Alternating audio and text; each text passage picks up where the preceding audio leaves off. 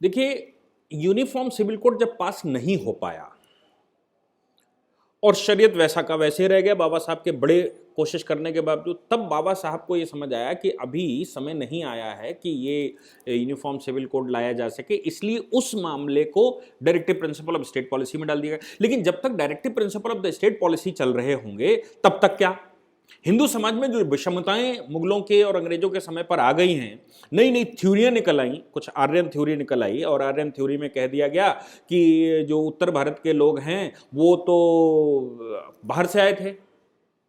ये अंग्रेजों का क्रिएशन था। बाबा साहब ने कहा कि कोई आर्य बाहर से नहीं आया था, कोई ये सारे के सारे जो हिंदुस्तान में रहने वाले लोग हैं ये सारे भारतीय हैं, ये कोई ब्रीड बाहर की नहीं है। अगर बाहर की कोई ब्रीड है तो वो ब्रीड मुस्लिम शासकों की थी। और बाबा साहब अब क्या करें, तो अब उन्होंने ये फैसला किया कि जब तक यूनिफॉर्म सिविल कोड नहीं आता है तब तक जो लोग हिंदू कोड बिल पास करवाना चाहते थे, Nehru ji Hindu code bill pass करवाना चाहते थे शुरू से, बाबा साहब ने इस्तीफा दिया, इस्तीफा देने के बाद उन्होंने वेट किया, 2 बार चुनाव हारे, राज्यसभा में वो सदस्य बने महाराष्ट्र से, राज्यसभा में सदस्य बनने के बाद उनके टाइम पर ही हिंदू कोड बिल के कुछ प्रावधान उन्होंने सपोर्ट किया और सपोर्ट करते हुए उन्होंने कहा कि हिंदू कोड बिल एक ऐसा कानून होगा जो हिंदुओं के बीच में भेदभाव को समाप्त करेगा। लेकिन इसका हरगिज मतलब यह नहीं निकाला जाना चाहिए, जो लोग मतलब निकाल रहे हैं या जो राइटरों ने लिखा कि बाबा साहब हिंदू कोड बिल के लिए पीछे पड़े हुए थे। नहीं, बाबा साहब हिंदू कोड बिल के पीछे नहीं पड़े हुए थे, बाबा साहब तो यूनिफॉर्म सिविल कोड के पीछे पड़े हुए थे। हिंदू कोड बिल तो ऑप्शनल रूप में जब यूनिफॉर्म सिविल कोड नहीं पास हो पाया तब बाबा साहब ने कहा कि हिंदुओं में तो विषमताएं कम से कम समाप्त हों। अब जब तक यूनिफॉर्म सिविल कोड नहीं आता तब तक हिंदू कोड बिल ही आ जाना चाहिए ताकि हिंदू समाज एक सा हो जाए, हिंदू समाज सुदृढ़ हो जाए, हिंदू समाज एक सुर में आ जाए। उसका मुख्य कारण था कि कांग्रेस ने डॉक्टर अंबेडकर को हिंदू विरोधी घोषित कर दिया था, जबकि डॉक्टर अंबेडकर ये कह रहे थे कि हिंदुस्तान में यूनिफॉर्म सिविल कोड लागू होना चाहिए, एक भारतीय विधि होनी चाहिए, ना कि हिंदू और मुसलमान की विधियां। अब हम इस पर आते हैं कि यूनिफॉर्म सिविल कोड में क्या हुआ एक्चुअली। यूनिफॉर्म सिविल कोड की जब आप डिस्कशन पढ़ेंगे तो वो डिस्कशन आपको कॉन्स्टिट्यूशनल असेंबली डिबेट में 23 नवंबर 1948 को मिलेगा। अब देखिए 2 बातें, आर्टिकल 25 से लेकर और आर्टिकल 28 जो आज माइनॉरिटीज का कानून माना जाता है, रिलीजियस लॉ माना जाता है और उसी के आधार पर सेकुलरिज्म है, उसका डिस्कशन हुआ 3 दिसंबर और 6 दिसंबर 1948 को। उस समय ओरिजिनल आर्टिकल्स में आर्टिकल 19, 20, 21, 22 थे, ये जो 25 से 28 हैं, तो 19 से और 22 हुआ करते थे। और ये जो आर्टिकल 44 आज का है ये उस समय का ओरिजिनल कॉन्स्टिट्यूशन ड्राफ्ट का आर्टिकल 35 है। तो डॉक्टर अंबेडकर ने बड़ी होशियारी से ये असेंबली को मना लिया कि पहले यूनिफॉर्म सिविल कोड पर चर्चा होनी चाहिए, क्योंकि अगर यूनिफॉर्म सिविल कोड का कानून पास हो जाएगा तो फिर ये आर्टिकल 19 टू आर्टिकल 22 जो आज का 25 टू 28 है इसकी जरूरत नहीं पड़ेगी।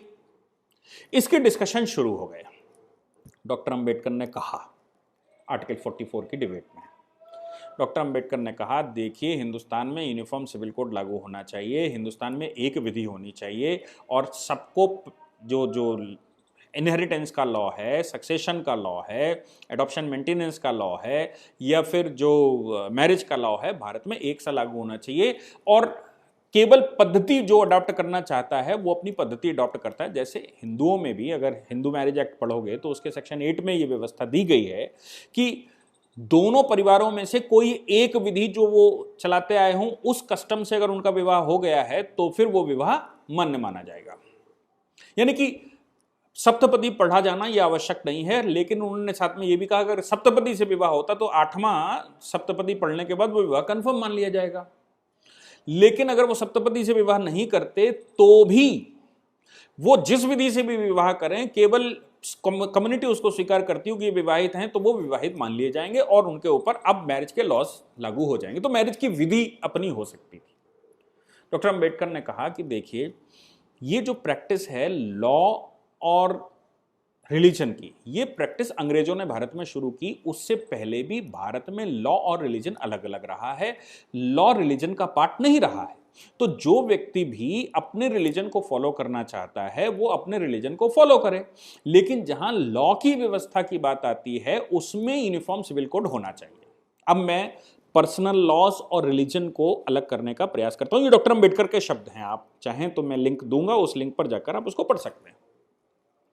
उन्होंने कहा कि लॉ वो है जिससे दो परिवार, दो लोग आपस में ट्रांजैक्शन करते हैं, या उनकी विधियां, उनका जो सिस्टम है वो कैसे चलेगा। जब आप हमारे पास कोर्ट में आएंगे तो हम क्या करेंगे, ये लॉ का पार्ट है।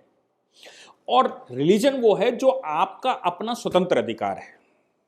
उस स्वतंत्र अधिकार में भी जब उस समय आर्टिकल 25, जो आज का आर्टिकल 25 है, उस समय का आर्टिकल 19 था, उसका जब डिस्कशन हुआ तो वो भी बड़ी इंटरेस्टिंग है, जिसमें ये कहा गया है प्राइवेट इंडिविजुअल प्रैक्टिस, बाद में वो practice and propaganda, propagate the religion शब्द जोड़ा गया। ओरिजिनली उसमें जो शब्द था वो था प्राइवेट इंडिविजुअली रिलीजन और way of faith, way of prayer. ये किसी का भी कोई भी हो सकता है, उसको अपना वो अपनाना चाहिए। डॉक्टर अंबेडकर बहुत चिल्लाए आर्टिकल 44 की डिबेट में। उन्होंने कहा भारत में एक कानून होना चाहिए। आर्टिकल 44 लागू बन गया। जब आर्टिकल 44 बन गया उसके बाद, ये बात मैं कह रहा हूं नवंबर 1948 की, और फिर दिसंबर 1948 में आर्टिकल 25 से 28 की डिबेट हुई, उसमें भी डॉक्टर अंबेडकर ने कहा, उन्होंने कहा जो अपना फेथ है उसको हम पूरी स्वतंत्रता देते हैं कि वो अपने पूजा पाठ किस स्तर से करेगा, उसमें राज्य इंटरफेयर नहीं करेगा। वो अपने ऊपर वाले को किस रूप में देखना चाहता है, वो मूर्ति में देखना चाहता है, वो हवा में देखना चाहता है, वो दिल में देखना चाहता है, वो मन में देखना चाहता है, वो आसमान में देखना चाहता है, वो जमीन में देखना, वो पेड़ में, पौधों में, किस में अपने ईश्वर को देखता है और किसकी आराधना करता है, इससे राज्य का कोई लेना देना नहीं, इसलिए हम पूरी स्वतंत्रता देते हैं। लेकिन असेंबली ने, मुस्लिम जो प्रैक्टिशनर थे, उन्होंने 44 में भी कहा कि नहीं साहब, इसमें ये कहा जाना चाहिए कि जो रिलीजियस लोग हैं वो उनकी रिलीजन छोड़कर और बाकी सब यूनिफॉर्म सिविल कोड में आएगा, लेकिन नहीं माना, 44 पास हो गया। और ऐसे ही 25 to 28 भी पास हो गया। बाद में उसमें प्रोपोगंडा जोड़ दिया गया कि प्रोपोगेट द रिलीजन ऑल्सो। लेकिन जिस समय अब बात आती है कि 25 to 28 तो हमने रखा फंडामेंटल राइट्स में, और आर्टिकल 44 जो उस समय का आर्टिकल 35 था वो हमने रखा directive principle of state policy में। तो क्या जिस समय हम कॉन्स्टिट्यूशन बना रहे थे उस समय ही directive principle of state policy हम ले आए थे? नहीं, ऐसा नहीं। हमने कानून एक तरह से पास कर लिया था, आर्टिकल्स एक तरह से पास कर लिए थे। उन एक तरह से पास करने के बाद अब ये निर्णय हुआ कि तुरंत कौन से लागू किए जा सकते हैं और तुरंत आज की परिस्थितियों में कौन से लागू नहीं किए जा सकते। डॉक्टर अंबेडकर इस फेथ के थे कि यूनिफॉर्म सिविल कोड का लॉ अभी लागू किया जाना चाहिए, तत्काल। ये मतलब फंडामेंटल राइट्स वाला पोर्शन है, इंप्लीमेंटेशन ऑफ कॉन्स्टिट्यूशन है, उस पोर्शन में इसको लाना चाहिए कि हर एक व्यक्ति का फंडामेंटल राइट होगा कि वो यूनिफॉर्म सिविल कोड से गवर्न किया जाए, उसके ऊपर राज्य अपनी कोई दूसरी विधि अलग से न लगाए, और हर व्यक्ति की ड्यूटी भी होगी। लेकिन हाउस में कांग्रेस ने विरोध कर दिया, और उस विरोध का परिणाम ये निकला कि डॉक्टर अंबेडकर और सभी लोगों को यह कहना पड़ा कि एक काम करते हैं, यूनिफॉर्म सिविल कोड को खत्म ना करके यूनिफॉर्म सिविल कोड को directive principle of state policies में लेकर आते हैं, यानी कि राज्य के नीति निर्देशक तत्वों में लेकर आते हैं। और उनका ऐसा विचार रहा होगा कि हिंदुस्तान में जो नई सरकार बनेगी, इनके बाद जो सरकार बनेगी, ऐसी परिस्थितियां बनेंगी कि पूरे देश में एक सा कानून लागू हो जाएगा, जैसी परिस्थितियां मेंटेन होंगी एक सा कानून लागू हो जाएगा। क्योंकि नेहरू जी ने यह कहा कि अभी अभी पाकिस्तान बना है, माइनॉरिटी भारत में कुछ रुक गई है, इस माइनॉरिटी को जब तक फेथ में नहीं लेंगे, जब तक गुड फेथ में नहीं लेंगे, तब तक यूनिफॉर्म सिविल कोड लागू नहीं होना चाहिए। अब गुड फेथ में लेने के लिए डॉक्टर अंबेडकर को और बाकी जो सदस्य थे उनको लगा होगा कि नहीं, बात तो ठीक है, इसलिए स्टेट पॉलिसीज में डाल देते हैं कि आप कन्विंस करिए मुस्लिम कम्युनिटी को, माइनॉरिटी को, कि वो सेटिस्फाइड हो जाए, उसके बाद यूनिफॉर्म सिविल कोड हम लागू करेंगे। दुर्भाग्य हमारे देश का है कि हम यूनिफॉर्म सिविल कोड तब से लेकर लागू नहीं कर पाए, और यूनिफॉर्म सिविल कोड का प्रोसेस होते हुए भी, यानी कि कॉन्स्टिट्यूशन में यूनिफॉर्म सिविल कोड की बात लिखे होने के बावजूद शरीयत एक्ट लागू रखा गया और हिंदू कोड बिल ले आया गया। अब जब हिंदू कोड बिल और शरीयत एक्ट दोनों एक साथ लागू हो जाएंगे देश में, तो यूनिफॉर्म सिविल कोड आएगा कब और कैसे आएगा? इनिशिएट हमको तभी करना था, हिंदू कोड बिल हम एबोलिश करते या ना लेकर आते, क्योंकि अंग्रेज का वो कानून था, और उसी समय एबोलिश करते हम शरीयत एक्ट को। लेकिन दुर्भाग्य से हमने नहीं किया और परिणाम आज आपके सामने है। ऑनरेबल सुप्रीम कोर्ट आर्टिकल 44 को ध्यान में रखते हुए दो बड़े जजमेंट्स में, एक लिली थॉमस का, एक सरला मुदगल का, जो कॉन्स्टिट्यूशनल बेंचें थी, इन दो बड़े जजमेंट्स में सुप्रीम कोर्ट सरकार को कह चुकी है कि आप यूनिफॉर्म सिविल कोड भारत में लागू करिए। इसके बाद अभी जो ये शायरा बानो का केस आया, ट्रिपल तलाक का केस है, उसमें भी सरकार ने वो कोर्ट ने कहा कि यूनिफॉर्म सिविल कोड आपका कहां, और ऑनरेबल सुप्रीम कोर्ट की छोटी बेंचें तो अक्सर कहती रहती हैं कि भाई यूनिफॉर्म सिविल कोड लागू क्यों नहीं करते, ये सब कैओटिक सिचुएशन है, भारत एक है, भारत में एक विधि होनी चाहिए। और पर्सनल जिसको कहते हैं वो अपने स्वयं के लिए पर्सनल होता है। पर्सनल का मतलब ये नहीं होता कि दो लोगों एक मेल और फीमेल की शादी हुई, इसमें पर्सनल क्या रह गया, दो परिवारों का गठबंधन बना, इसमें पर्सनल क्या रह गया। इसलिए डॉक्टर अंबेडकर के जो पर्सनल लॉ था, या डॉक्टर अंबेडकर का जो रिलीजियस कॉन्सेप्ट था, और डॉक्टर अंबेडकर का जो यूनिफॉर्म सिविल कोड का कॉन्सेप्ट था, उस कॉन्सेप्ट को भारत को तत्काल लागू करना चाहिए। अगर इन समस्याओं का सलूशन निकालना है तो आपको शरीयत एक्ट खत्म करना पड़ेगा, जो अंग्रेजों ने आपको डिवाइड करने के लिए किया था। और अंग्रेज तो सफल हो गया था 10 साल में, क्योंकि उन्हें 1937 में लागू किया, 1947 में देश बन गया, और आप भी उससे सबक न ले पाए। और आज फिर वही स्थिति खड़ी हो गई है कि यूनिफॉर्म सिविल कोड के बगैर मुसलमान जो कम्युनिटी ये कहने लगी है आज कि नहीं, हम तो कहीं और से गवर्न होते हैं, हमारा तो यहाँ से सिस्टम ही नहीं है, हम तो हिंदू से कोई मतलब नहीं है।